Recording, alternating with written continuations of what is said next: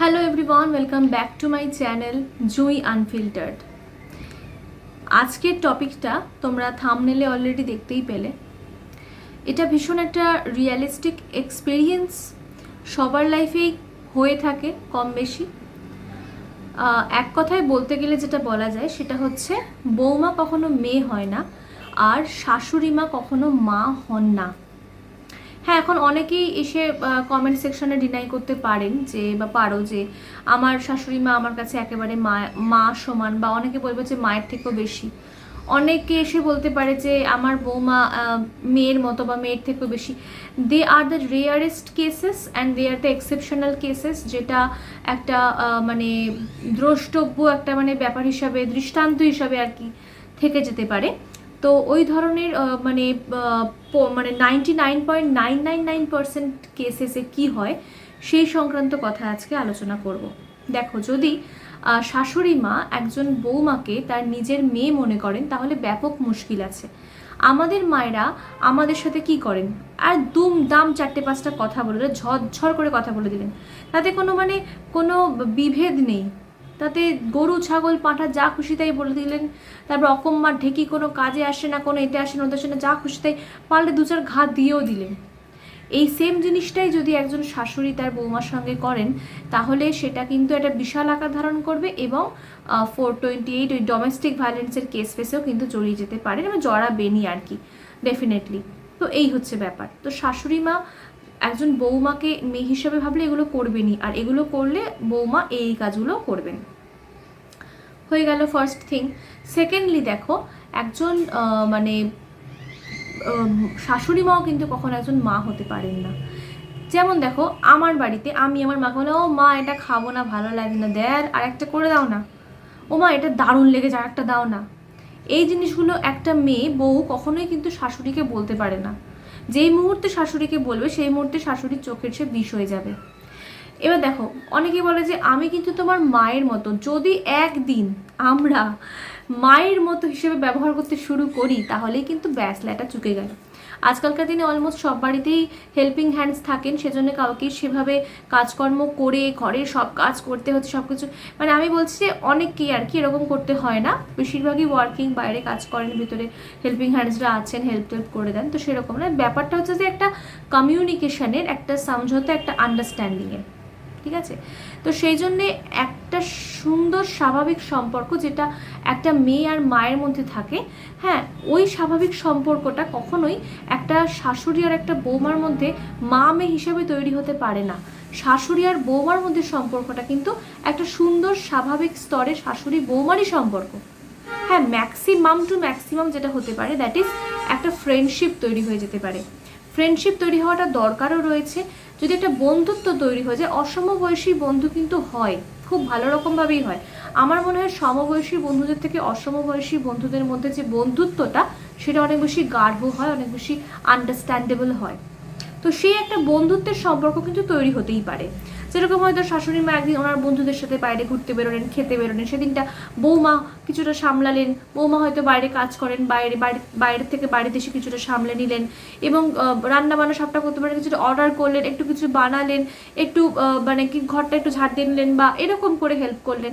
আবার যেদিন বৌমা বললেন যে মা আজকে আমাকে একটু বেরোতে হবে বাইরে, ফ্রেন্ডসদের সাথে একটুখানি পার্টি সার্টি আছে, সেদিন শাশুড়ি মানে বেশ খানিকটা কিছু করলেন। সেই সময়টাতে যদি একে অপরকে বুড়ি বয়সে আবার বন্ধুদের সাথে বাইরে বেরোচ্ছে এই রকম না বলে, বা সারাদিন একটা বাড়ির বউ হয়ে গিয়ে ড্যাং ড্যাং করে ঘুরে বেড়াচ্ছে, কেন আমার বাবুর কি কোনো প্রেস্টিজ নেই, এই জাতীয় কথা যদি না বলা হয় তাহলে ব্যাপারটা অনেক বেশি সরল হয়ে যায়। এবং একটা সময় এমন হয় যে শাশুড়ি বৌমা দুজনেই দুজনের ফ্রেন্ড সার্কেলকে এক সার্কেলের মধ্যে একে অপরকে ইন্ট্রোডিউস করিয়ে ঘুরছেন, কিংবা শাশুড়ি বৌমাই টিম, তারাই ঘুরে বেড়াচ্ছেন, সিনেমা দেখছেন, এই খাচ্ছেন ওই খাচ্ছেন, শপিং করছেন, মজা করছেন, ঘুরে বেড়াচ্ছেন।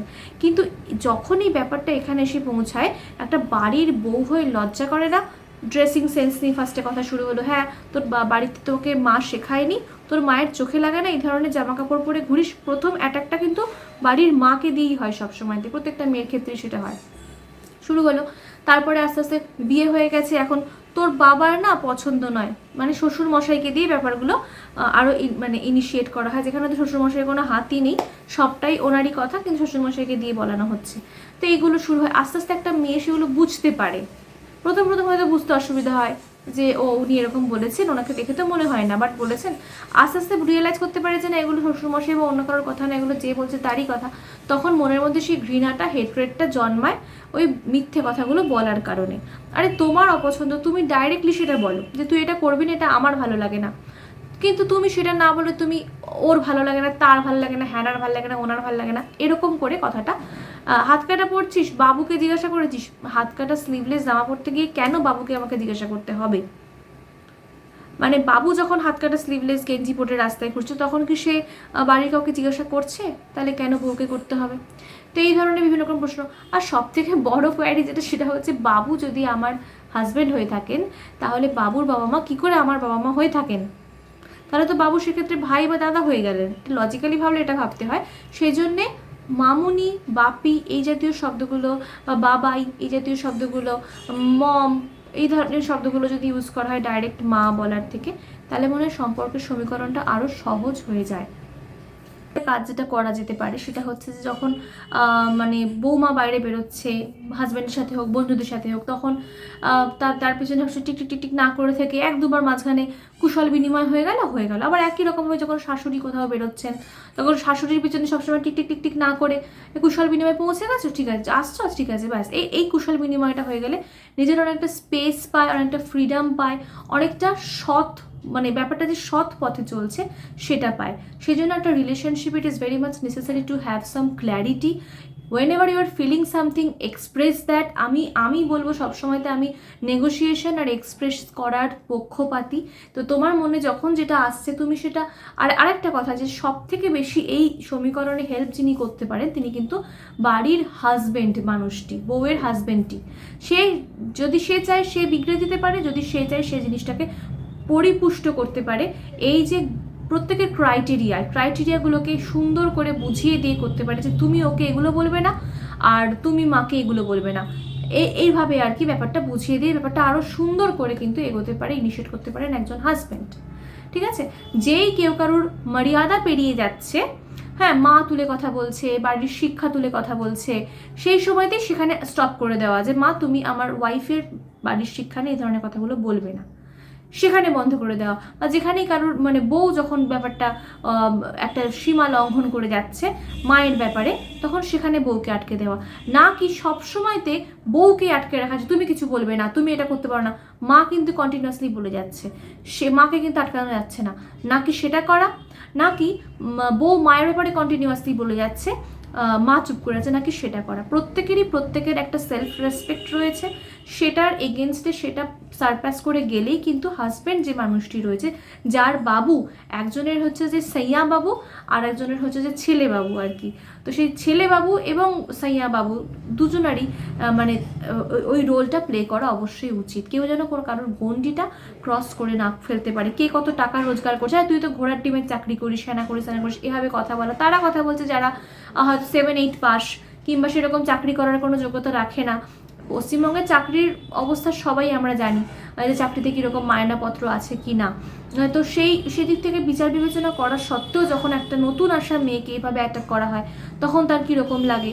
একটা নতুন আসা মেয়ে যখন একটা ইনলকে এমনি আউট অফ দ্য ব্লু কোনো কিছু না কারণে হুটহাট করে অ্যাটাক করে, তখন কীরকম লাগে। এই জিনিসগুলো একটুখানি যদি মেনে চলা যায় তাহলে সব থেকে ভালো। একটা বাড়িতে দোতলা একতলা এরকম যদি আপস্টেয়ার্স ডাউনস্টেয়ার্স থাকেও, তাহলেও কিন্তু সেখানে তারা একসঙ্গেই রয়েছে। দিনের শুরুতে তোমাকে তাদের মুখ দেখতে হবে, দিনের শেষেও তোমাকে তাদের মুখ দেখতে হবে, দ্যাট ইজ ম্যান্ডেটারি। আর যেহেতু এখন বেশিরভাগ ওম্যানই বাইরে ওয়ার্কিং, সেই জন্য যারা ইনলজ রয়েছেন তারা রান্নাবান্না করেন, যদি তাদের হাত পা সঠিকভাবে চলে তারা রান্নাবান্না করেন, তাদের থেকে খাওয়া দাওয়া করতে হয়, তাদের থেকে খাওয়া দাওয়া হয়, সেই জন্য মুখে দেখা দেখি এগুলো হবেই। তো সেই জন্য এটা বলা যায় না যে তুমি উপরে থাকো আমরা একতলায় থাকি বলে আমাদের মধ্যে সম্পর্ক, এটা কখনোই বলা যায় না। একমাত্র যদি আলাদা বাড়িতে থাকা যায় তাহলেই আলাদা হয়, এবং সেক্ষেত্রে বেশিরভাগ ক্ষেত্রে দেখা যায় যে সম্পর্ক যথেষ্ট মজবুত এবং ভালো থাকে, কারণ টুকটাক খুঁটিনাটি এই জিনিসগুলো সবসময়তে লাগে না।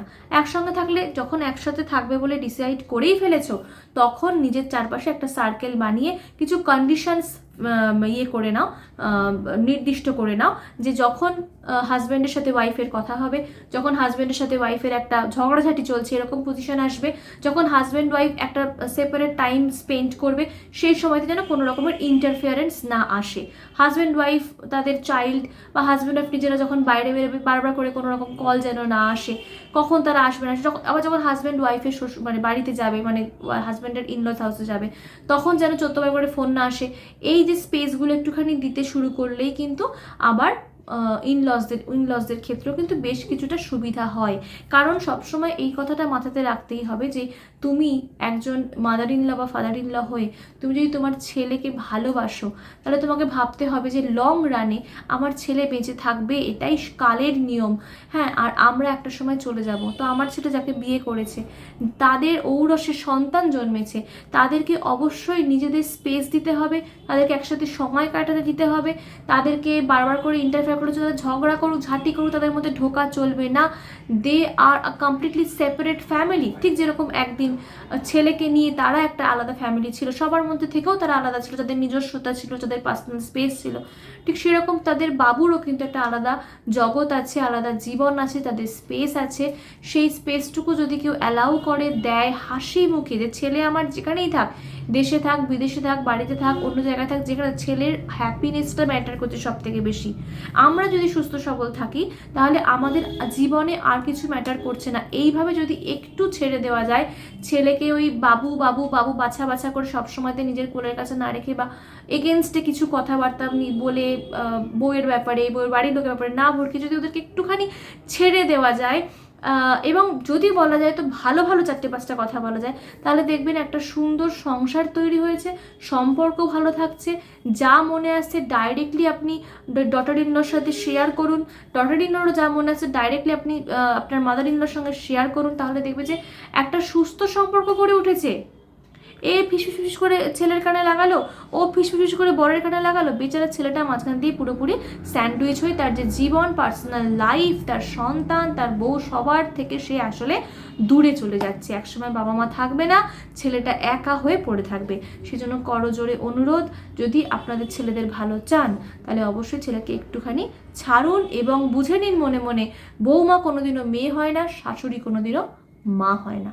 নমস্কার, আজকের ভিডিও এখানে শেষ করছি। ভিডিও ভালো লাগলে অবশ্যই এটা লাইক করে দেবে, চ্যানেলে সাবস্ক্রাইব করে দেবে, আর কমেন্ট করতে ভুলবে না, ভিডিও শেয়ার করতে ভুলবে না। বাই।